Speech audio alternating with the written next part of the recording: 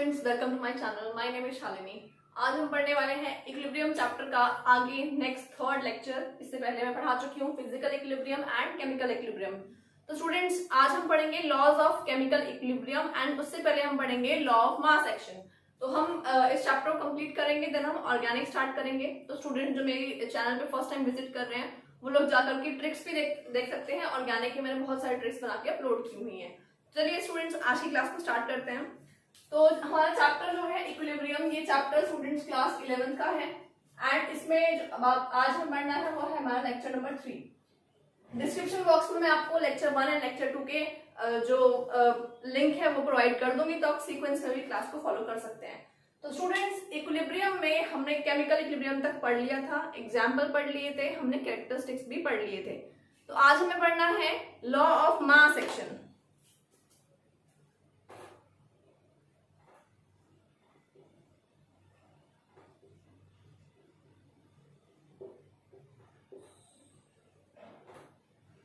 Law of mass action. तो students, mass action मतलब कोई चीज एक्टिव है, कोई चीज एक्शन में है, कुछ ना कुछ काम कर रही है। तो रिएक्शन में ऐसी कौन सी चीज होती है जो एक्शन में होती है? सोचो, कौन सी स्पीशीज है, कौन सी चीजें रिएक्शन के टाइम पे क्या होंगी, एक्शन में होंगी? ऑब्वियसली रिएक्टेंट पार्टिकल्स होंगे, क्योंकि वो रिएक्ट करेंगे और प्रोडक्ट को फॉर्म करेंगे। तो यहाँ पे बात हो रही है कि कौन सी चीज, क्या चीज जो है, कौन सा जो मास है, किस चीज का मास एक्शन में है, एक्टिविटी कर रहा है। तो ऑब्वियसली रिएक्टेंट्स होते हैं, जो कंसंट्रेशन जो रिएक्टेंट का है वो एक्टिव रहेगा और वो रिएक्ट करेगा। तो स्टूडेंट्स, हम ये मान सकते हैं कि जो डिपेंड करेगी स्पीड ऑफ रिएक्शन या रेट ऑफ रिएक्शन, वो डिपेंड करेगी जो मास एक्शन में है, राइट? ऑब्वियसली अगर हम कहीं जा रहे हैं, कहीं हम लोग मान लीजिए ट्रेन से जा रहे हैं, बस से जा रहे हैं, तो हमारी स्पीड कितनी है, हम कितने टाइम में पहुंचेंगे, वो डिपेंड किस पे करेगा? वो ड्राइवर पे डिपेंड करेगा, क्योंकि वही गाड़ी को चला रहा है। इसी तरह से अगर हम कहीं जाते हैं पर्सनल व्हीकल से, तो वो हमारे पर डिपेंड करता है कि हम कितना डिस्टेंस कितने टाइम में कवर कर रहे हैं। तो यहाँ पे स्टूडेंट्स रिएक्टेंट के अमाउंट पे डिपेंड करेगा कि रिएक्शन हमारी कितनी तेज या कितनी स्लो स्पीड से होने वाली है। मतलब कि हमारा रिएक्टेंट्स कितने किस मास, जो मास है वो कौन सा है जो एक्टिव है। तो स्टूडेंट्स, जनरली एंड ऑलवेज होता क्या है कि जो रिएक्शन है उसका जो रेट ऑफ रिएक्शन है, जो स्पीड है, वो डिपेंड करता है हमारे किस पे? रिएक्टेंट के मास पे। हाँ जी, तो इसी को हम आज स्टडी करेंगे, law of mass action.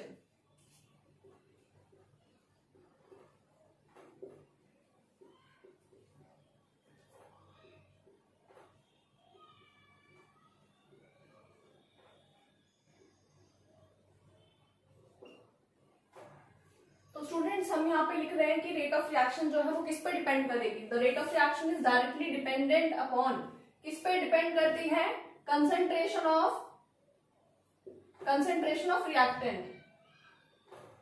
Reactant का कंसंट्रेशन कितना है, मतलब अमाउंट कितना है, उस पर डिपेंड करेगी। एंड स्टूडेंट्स, ये जो लॉ था हमारा, ये दिया था नॉर्वे के दो साइंटिस्ट थे, गुलबर्ग एंड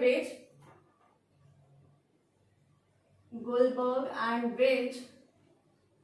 उन्होंने दिया था ये लॉ और उन्होंने बताया था, इसके बारे में स्टडी की थी कि जो रेट ऑफ रिएक्शन है वो डिपेंड करता है कंसंट्रेशन ऑफ रिएक्टेंट पे। कहीं ना कहीं कंसंट्रेशन ऑफ रिएक्टेंट कितना है, ज्यादा है, कम है, उस पे डिपेंड करेगा।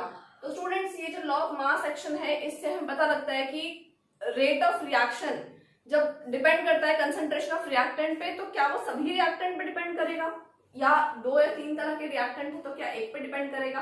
तो वही चीज स्टडी करते हैं हम लोग। तो हमने ये अभी पढ़ा है कि rate of reaction is directly dependent on concentration of reactant. And मैं आपको फिर से बता देती हूँ, कंसंट्रेशन का मतलब होता है moles per litre. Moles per litre का मतलब है बच्चों मोलैरिटी। मोलैरिटी आपने क्लास 11th में चैप्टर 1 में पढ़ी होगी, 9th में पढ़ी होगी। मोलैरिटी क्या होता है? कंसंट्रेशन टर्म है। यहाँ पे आप क्या लेते हैं? Number of moles of solute divide by volume of solution in litre. तो आपने ये अगर सॉल्व कर लेंगे तो इसी की वैल्यू आपने पुट करनी है यहाँ पे। और बता दूं मैं आपको कि मोल्स पर लीटर जो है, इसकी जो मोलारिटी वैल्यू है, ये हम रखते हैं हमेशा स्क्वायर ब्रैकेट में। किस तरह से, वो समझाती हूँ। मान लीजिए ये रिएक्शन है A+B रिवर्सिबल और यहाँ बन रहा है प्रोडक्ट, ठीक है? तो आप यहाँ रिएक्शन को देख पा रहे हैं, तो यहाँ पे रिएक्टेंट हमारे पास 2 हैं, है ना?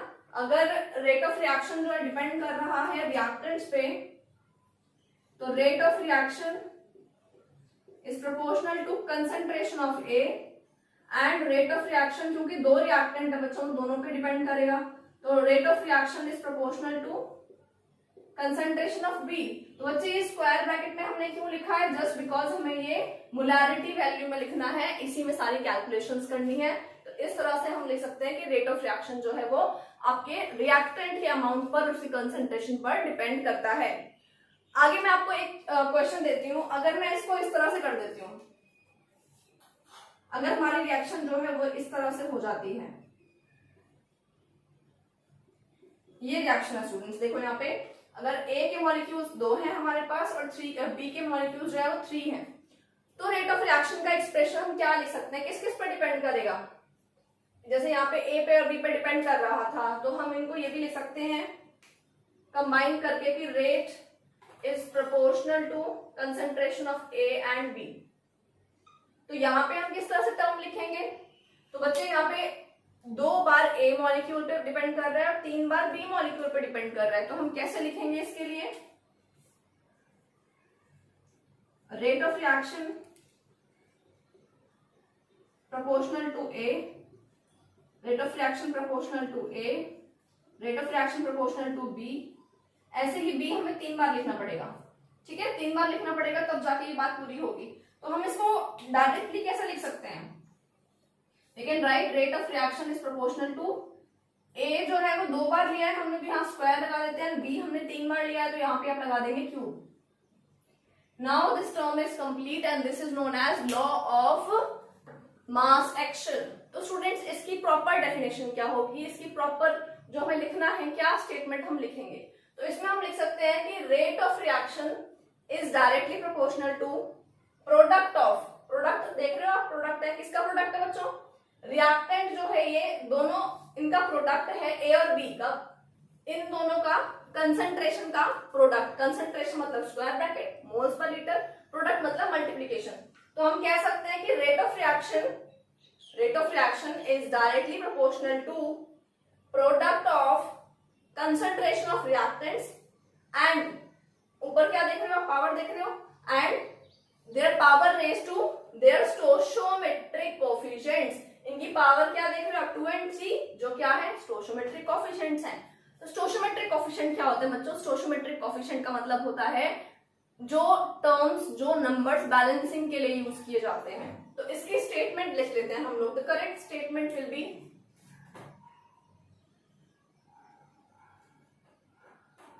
the correct statement will be according to law of mass action, according to law of mass action, the rate of reaction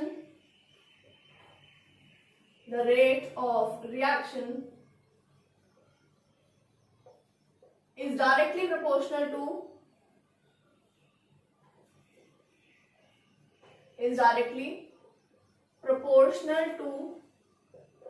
the product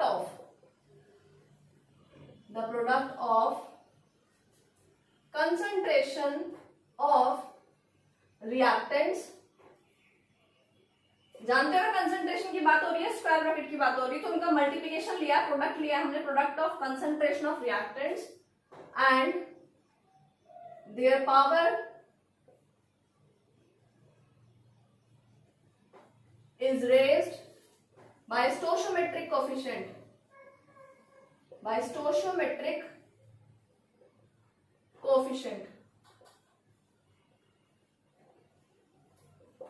ठीक है स्टूडेंट्स। अब यहाँ पे मेन बातें अंडरलाइन कर लेते हैं। क्या समझ में आया स्टेटमेंट से? According to law of mass action the rate of reaction क्या है? डायरेक्टली प्रोपोर्शनल है किस चीज के? प्रोडक्ट के। किस चीज के? प्रोडक्ट के concentration of reactants and their power raise to, क्या है उनकी पावर? Stoichiometric coefficients. तो स्टूडेंट्स क्लियर हो गया आपको law of mass action. This was all about the law of mass action. अब हम पढ़ते हैं लॉ ऑफ केमिकल इक्विलिब्रियम क्या होगा, ये कैसे डिफरेंट है इससे, वो पढ़ेंगे अभी। तो स्टूडेंट्स अब कंटिन्यू करते हैं हम लॉ ऑफ केमिकल इक्विलिब्रियम को।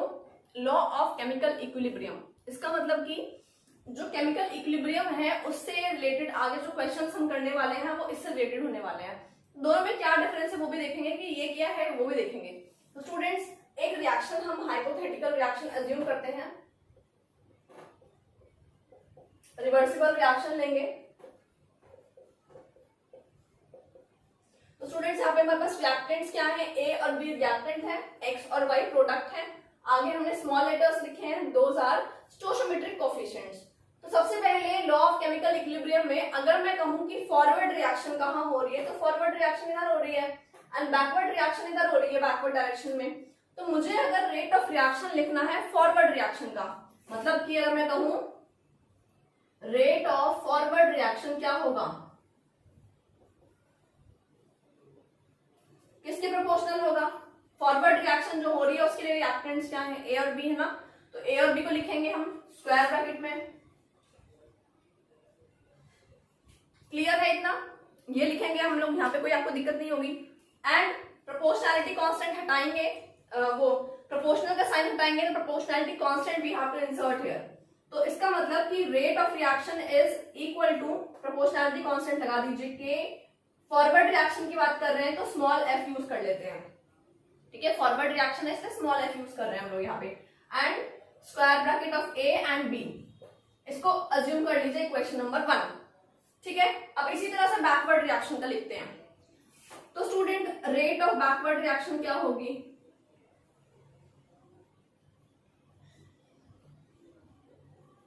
अगर कोई रिएक्शन बैकवर्ड चल रही है मतलब एक्स और वाई रिएक्ट करके वापस से ए बी बना रहे हैं, तो उसके लिए रिएक्टेंट क्या है, बैकवर्ड रिएक्शन के लिए रिएक्टेंट तो एक्स वाई हो गए है ना, तो हमें उसके रिएक्टेंट लिखने पड़ेंगे। बैकवर्ड रिएक्शन के लिए एक्स और वाई रिएक्टेंट माने जा रहे हैं, हमने इस तरह से लिख दिया, ठीक है, यहाँ पे कोई इशू नहीं है। अब क्या करेंगे, अब इसका प्रोपोर्शनैलिटी कांस्टेंट लगाएंगे हम लोग। तो यहाँ पे बच्चों R इज इक्वल टू के, और ये जो आपका प्रोपोर्शनैलिटी कांस्टेंट है ना यहाँ पे बैकवर्ड रिएक्शन का है, तो इसको मैं बी पुट कर देती हूँ।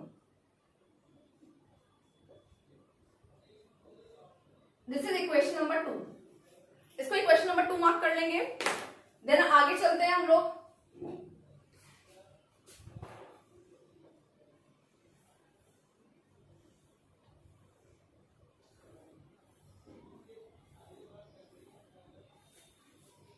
तो स्टूडेंट्स अब ये देखिए, अगर मैं रेट ऑफ रिएक्शन और फॉरवर्ड रिएक्शन और रेट ऑफ बैकवर्ड रिएक्शन को इक्वल कर दूं, ऐसा कब होता है कि रेट ऑफ फॉरवर्ड रिएक्शन और बैकवर्ड रिएक्शन इक्वल हो जाते हैं, इक्विलिब्रियम स्टेज पे होता है ना, जब इक्विलिब्रियम अटेन हो जाता है तो rate of forward reaction and backward reaction बराबर हो जाते हैं।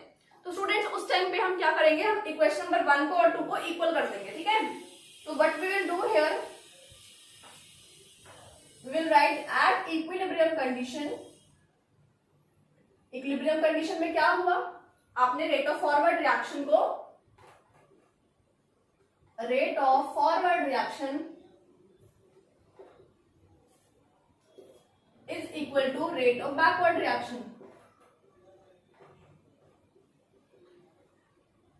बहुत सिंपल बात है ये, ठीक है। अगर इक्विलिब्रियम अटेन हो ही चुका है, इक्विलिब्रियम स्टेज आ चुकी है, तो हम कह सकते हैं कि फॉरवर्ड रिएक्शन और बैकवर्ड रिएक्शन का रेट बराबर हो चुका है। तो उनकी जो टर्म्स हैं वो लिख देते हैं, k f a b is equal to k b x y. Done, कोई दिक्कत नहीं है। अब इन टर्म्स को थोड़ा सा इधर उधर करते हैं, देखते हैं क्या करते हैं। X y upon a b, इसको तो यहां ले गए, इसके नीचे इसको यहां ले जाते हैं, k f upon k b is equal to this. सही है, ये बात समझ में आ गया। And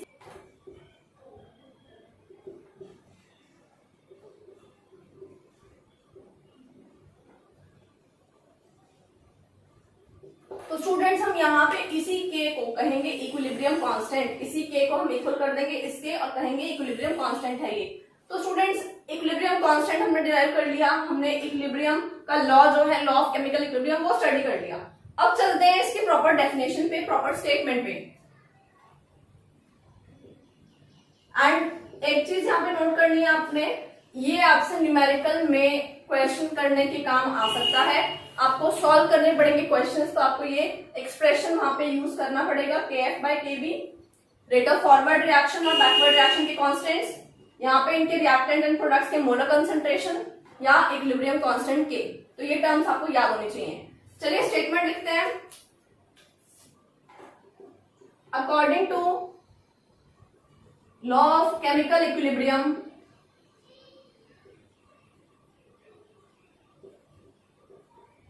according to law of chemical equilibrium क्या कह सकते हैं हम लोग? The molar concentration of the product लिख लेते हैं।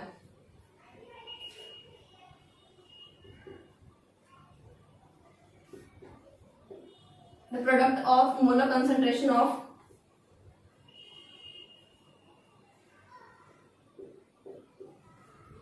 कंसंट्रेशन ऑफ किस चीज का? प्रोडक्ट, ऊपर प्रोडक्ट का और नीचे रिएक्टेंट का। The product of molar concentration of products is divided by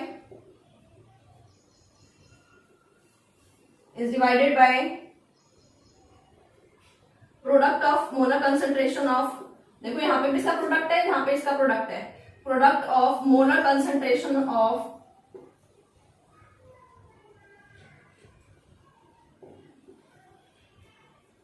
molar concentration of reactants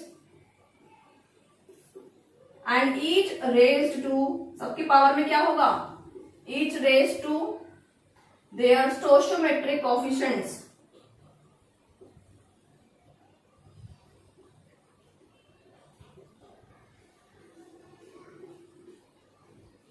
सभी की पावर में बच्चों क्या है? स्टोइचोमेट्रिक कोएफिशिएंट है। अगर मैं यहां चाहूं तो x, y, a, b put कर देती हूं तो ये और भी अच्छे से एक्सप्लेन हो जाता है। चलिए इसमें से इंपॉर्टेंट बात को अंडरलाइन करते हैं। According to law of mass of law of chemical equilibrium, the product of किसका? Molar concentration of products divided by, divide किससे करेंगे? प्रोडक्ट किसका? Molar concentration of reactants and each raised to their stoichiometric coefficient. तो इनकी जो power है और वो उसको रखेंगे and this is equal to, and this is equal to equilibrium constant. तो ये सब किस चीज के बराबर होगा? इक्विलिब्रियम कांस्टेंट के इक्वल होने वाला है ये सब, इक्विलिब्रियम कांस्टेंट। तो स्टूडेंट्स हमने दोनों लॉज देख लिया, law of mass action and law of chemical equilibrium. दोनों में डिफरेंस क्या है? लॉ ऑफ केमिकल इक्विलिब्रियम में आपने फॉरवर्ड एंड बैकवर्ड दोनों रिएक्शन को कंसीडर करना है, उसको दोनों में ध्यान में रखते हुए क्वेश्चन करना है। बट यहाँ पे सिर्फ लॉ ऑफ मास एक्शन में ये देखा गया था कि कौन सा मास एक्शन में है, कौन काम कर रहा है, या रेट ऑफ रिएक्शन किस पे डिपेंड कर रही है, वो बस वहां तक था। एंड ये उसका इलेबोरेटिव फॉर्म है, ये उसका थोड़ा और ज्यादा डिराइव है। तो स्टूडेंट्स हमने दोनों के डेफिनेशन कर लिए हैं। अब हम आगे कंसिडर करते हैं, अगर हमारे पास गैसेस में है सब्सटेंसेस, मतलब कि अगर हमारे पास गैसियस रिएक्टेंट या प्रोडक्ट हैं, तो वहां पे हम इक्विलिब्रियम कांस्टेंट के, इसके लिए जो टर्म्स लेने वाले हैं मोलर कंसंट्रेशन, क्या हम उनको प्रेशर्स में ले सकते हैं? देखो अगर एक बैलून है उसके अंदर एयर फिल्ड है, तो बैलून के अंदर जो एयर फिल्ड है वो प्रेशर का काम कर बता रही है कितना प्रेशर है। बट अगर उस बैलून में से एयर निकाल दी जाए कुछ, तो पता लग जाएगा कम प्रेशर है ना। तो प्रेशर नापा जाता है जितना अमाउंट होता है, जितना ज्यादा अमाउंट ऑफ गैस उतना ज्यादा प्रेशर, जितना कम अमाउंट ऑफ गैस उतना कम प्रेशर। तो ये होता है पहचानना, फाइंड आउट करना कि प्रेशर जो है वो कितना है। तो स्टूडेंट्स हमें यहाँ पे कई जगह पे मोलर कंसंट्रेशन जो है वो नहीं दी होती है गैसेस के केसेस में, तो आपको वहां पे क्या रखना पड़ता है? वहां पे हमें रखना पड़ेगा पार्शियल प्रेशर रखना पड़ेगा गैसेस का। तो उसको देख लेते हैं।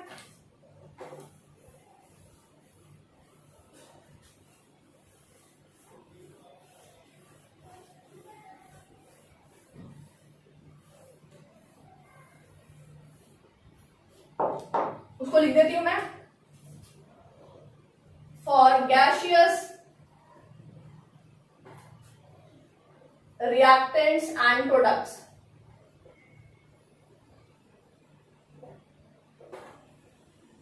अगर हमारे पास रिएक्टेंट एंड प्रोडक्ट गैसियस हैं तो हम क्या करेंगे? In place of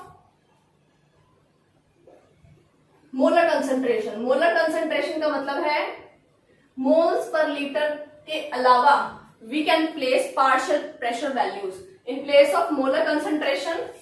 we can use partial pressure. हम पार्शियल प्रेशर को भी यूज कर सकते हैं. कैसे यूज कर सकते हैं स्टूडेंट्स? हम क्या करेंगे, इस टर्म को जिसको हम यहाँ पे इक्विलिब्रियम कांस्टेंट बोल रहे थे, इसको हम Kc भी लिख सकते हैं. Kc भी बोला जाता है इसको. ठीक है, हम इसको Kp लिख देते हैं. Kp is equal to pressure of X, pressure of Y, pressure of A and pressure of B. इनके पार्शियल प्रेशर को भी हम लिख सकते हैं इस तरह से. एंड जो इनके स्टोइकोमेट्रिक कोएफिशिएंट है वो तो पावर में जाएंगे ही, X, Y, A and B like this. तो ये जो एक्सप्रेशन मैंने बोर्ड पे लिखा है स्टूडेंट्स, वो प्रेशर की टर्म्स में है. It can be atm, atmosphere, bar, pascals, कुछ भी हो सकता है. ये प्रेशर जो है वो एटीएम, बार, पास्कल्स कुछ भी हो सकते हैं. इनको हम ले सकते हैं, इनको हम स्टडी कर सकते हैं. तो इसके आगे हम जो पढ़ेंगे वो हम पढ़ेंगे नेक्स्ट क्लास में Kp Kc का रिलेशन. नेक्स्ट क्लास में we will study Kc and Kp relation and उसके न्यूमेरिकल भी स्टडी करेंगे कि इनके न्यूमेरिकल को किस तरह से सॉल्व किया जाता है. तो स्टूडेंट्स डेली मैं क्लासेस अपलोड करती हूँ, क्लास 11th की एंड क्लास 10th की. तो आप लोग अटेंड कर सकते हैं रेगुलरली. तो this was all about today's class. Like my video, comment box में बताइए कि मुझे किस और टॉपिक पे बनानी चाहिए video, and subscribe to my channel. Thank you.